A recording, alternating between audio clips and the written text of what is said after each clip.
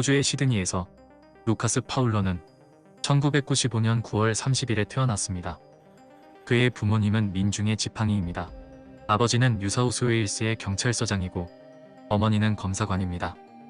루카스는 2명의 남자 형제와 1명의 여동생이 있었고 행복하고 가정적인 환경에서 자랐습니다. 주위 사람들은 그가 가족들과 친구들을 사려 깊게 생각한다고 했으며 모험을 좋아하는 젊은이라고 묘사했습니다. 그리고 미소가 매력적이다고 합니다.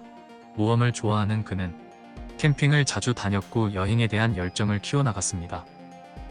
2016년에 그는 2년 동안 세계를 배낭여행했습니다. 여행을 즐기다가 그는 한 여성을 만나게 됐습니다. 그녀의 이름은 차이나 디제. 그녀는 루카스와 같은 1995년생으로 동갑내기였고 미국의 노스캐롤라이나에서 태어났습니다. 그녀도 여행을 아주 좋아했기 때문에 그녀와는 금방 친해질 수 있었고 사랑에 빠질 수 있었습니다. 하지만 문제는 서로 살고 있는 곳이 너무 멀리 떨어져 있는 것이었습니다. 하지만 사랑에 빠진 남자가 뭔들 못하겠나요? 루카스에게 호주와 북미 대륙 간의 먼 거리는 전혀 문제될 게 없었습니다. 그녀는 캐나다에 머물고 있었기 때문에 그는 즉시 캐나다로 날아갔습니다. 그리고 그녀와 오랫동안 같이 지내고 싶었기 때문에 외딴 지역의 목장에서 일을 시작했습니다. 캐나다의 브리티시 콜럼비아입니다. 그가 하는 일은 힘든 일이지만 야외에서 자연과 동물이 가까이 있었기 때문에 새로 생긴 직업을 그는 사랑했습니다. 그들은 자주 그 목장에서 데이트를 했습니다. 여행을 좋아하는 그들은 여행 계획을 세웠습니다. 2019년 7월 13일 캐나다 포트넬슨에 있는 주유소의 CCTV입니다. 그들은 오래된 1986년식 쉐보레 미니밴을 운전했습니다. 이 차는 여행을 위해 루카스 혼자서 끈질지게 고쳤던 차량입니다. 두 사람의 사이가 여전히 좋은지 꽤 긴 포옹도 나누었습니다. 그녀가 아이스크림을 사오는 것을 마지막으로 그들의 차는 주유소를 떠났습니다. 하지만 이것이 그들의 마지막 모습입니다. 7월 14일 오래된 미니밴은 알래스카 고속도로에서 고장났습니다. 대략 오후 3시 20분쯤 차량 정비사인 커티스와 그의 부인 산드라가 미니밴을 수리하기 위해 왔습니다. 그들은 차량이 수리되는 동안 소풍을 즐기고 있었다고 차량 정비사 부부는 말했습니다. 그리고 기분 좋게 인사를 나누며 작별을 했다고 합니다.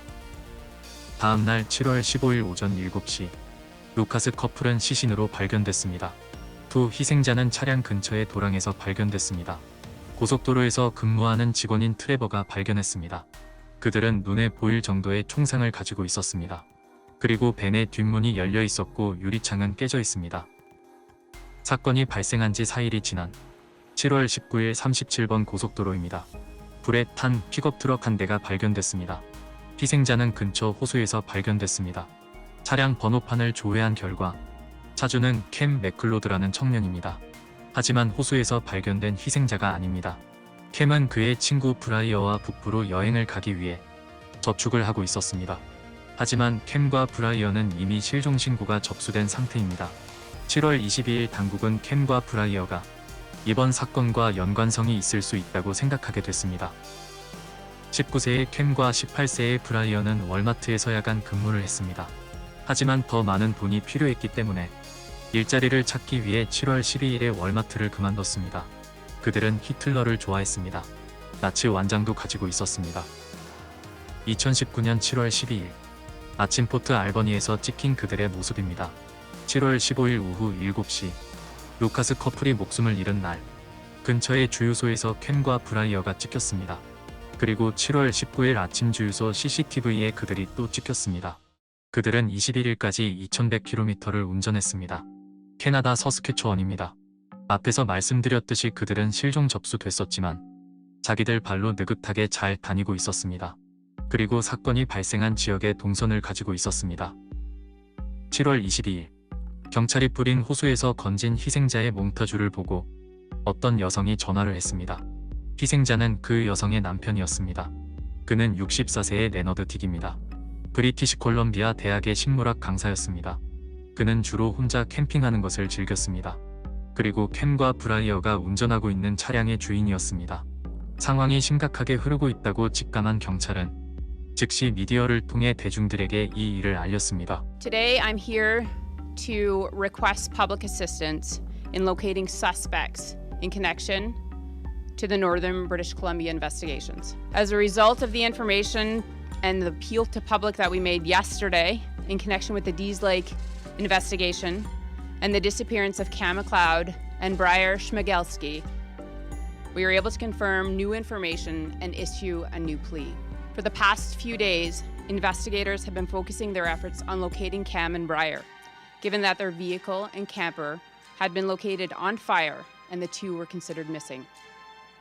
We have also been working to identify a man whose body was discovered deceased 2 kilometers south of the vehicle fire at a highway pullout. Investigators have also been able to confirm that Cam McLeod and Briar Schmigelski have left British Columbia. We believe that they're likely continuing to travel. Though we don't have a possible destination, we can now confirm that they were last seen driving a gray 2011 Toyota RAV4. Given these latest developments, Cam and Briar are no longer considered missing. The RCMP are now considering Cam McLeod and Briar Schmigelski as suspects in the Dees Lake suspicious death and the double homicide of Lucas Fowler and China Dees. We're asking for the public, if you spot Briar or Cam, consider them dangerous. Do not approach, take no action, and call immediately 911. 미디어에 그들의 공개 수배가 떨어진 날, 레너드의 차량과 같은 차가 불탄 채로 발견됐습니다. 그곳의 주민이 신고를 했지만 그 차량이 레너드의 차량인지도 몰랐습니다. 그리고 켄과 브라이언은 보이지 않았습니다. 켄과 브라이언은 약 3,200km를 운전했고 그 차량을 불태워 버린 것입니다. 경찰과 군대는 즉시 그 지역에 차단선을 설치하고 수색을 시작했습니다. 지역 자체를 완전히 봉쇄했습니다. 무려 철도마저 움직이지 못했습니다. 하지만 덤불 속에 숨겨진 그들의 배낭 정도의 증거 말고는 아무런 갈피를 잡지 못했습니다. 참고로 배낭 속에는 수많은 탄약이 있었습니다. 얼마 지나지 않아 주인 없는 파란색 침낭이 발견됐습니다. 하지만 여기서도 수사가 막혀버립니다. 캐나다 군대와 경찰들은 전력을 다해서 그들을 찾고 있었지만 3주가 넘는 수사에도 불구하고 그들의 흔적을 찾을 수 없었습니다. 하지만 여기서 한 명의 영웅이 나타납니다. 처음 불타는 차를 신고했던 주민입니다. 바로 빌리라는 남자입니다. 지역 주민으로서 그는 군대가 수색하는 것을 돕고 있었습니다. 미로 같은 숲과 강은 지역 주민의 도움이 꼭 필요했습니다. 하지만 어느 순간 빌리는 까마귀의 존재를 알아차렸습니다. 흔히 볼 수 있는 까마귀라는 새에 대해서 빌리 말고는 아무도 큰 의미를 두지 않았습니다. 하지만 빌리는 이 호수 근처에 거의 살다시피 했습니다. 이 곳에 까마귀가 있다는 것은 주위에 까마귀가 먹을 만한 음식이 있다는 것을 의미했고, 보통 이 호수 주변에 까마귀가 있는 곳에는 동물의 사체가 있음을 의미했습니다. 빌리는 까마귀가 자주 날아드는 곳을 조사해야 한다고 군대를 설득했습니다. 그의 말에 따라 보트를 타고 까마귀가 자주 모여드는 곳을 찾아가게 됐습니다. 드디어 켄과 브라이어를 발견했습니다. 하지만 그들은 이미 죽은 상태로 까마귀에게 뜯기고 있었습니다.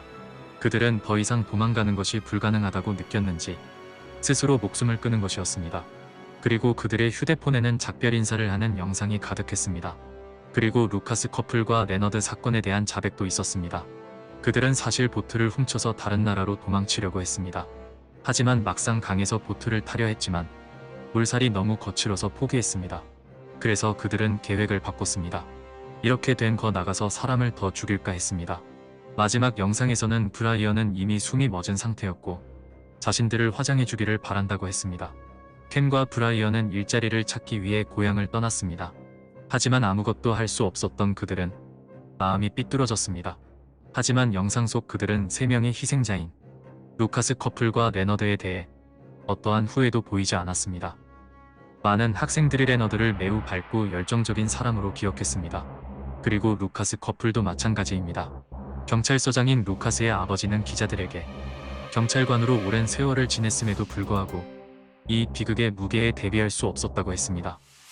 까마귀의 습성으로 범인을 찾을 수 있었던 켄과 브라이어 사건이었습니다. 또 다른 사건으로 찾아오겠습니다. 구독과 좋아요 부탁드리며 댓글도 남겨주시면 감사하겠습니다.